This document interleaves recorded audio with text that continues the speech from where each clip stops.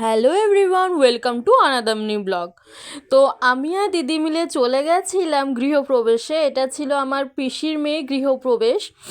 এটা ছিল বারাসাতে। নিজেদের যে বাড়িটা কখন হবে সেটা কিন্তু জানি না, কিন্তু কারো বাড়ি হচ্ছে যাচ্ছি দেখে আমার সত্যি খুব ভালো লাগছে। চলো, নিজে মাথার তলার ছাদটা তো এলো, মানে কি বলবো, সত্যি আমার খুব খুশি হয়েছিল দেখে।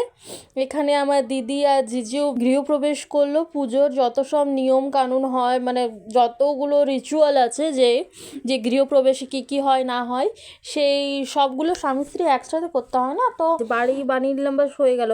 বাড়িটা কোন দিকে বানাতে হবে, কোন দিকে মানে ঢোকার রাস্তা, কোন দিকে বার হওয়ার রাস্তা, কোন দিকে রান্নাঘর, এটারও একটা নিয়ম আছে। গৃহপ্রবেশটা কিন্তু খুব সুন্দর দিনে পড়েছিল, যেটা ছিল শারদা জন্মদিন। এখানে দিদি সবাইকে চা দিচ্ছে, আমি টুক করে একটা ক্লিপ নিয়ে নিলাম, যে দিদি বুঝতেও পারেনি কী করছি। যজ্ঞির জন্য বসে গেছিলো। যজ্ঞিটা হয়েছিল মানে এত সুন্দর হয়েছিল, আমরা দেখতে পাইনি, কারণ এত চোখে ধোয়া লাগছিলো, সেজন্য আমরা ছাদ চলে গেছিলাম।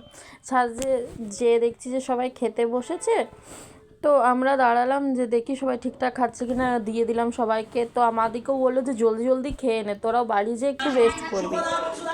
বাস এতটাই। দেখা হচ্ছে পরে ব্লগে, টাটা।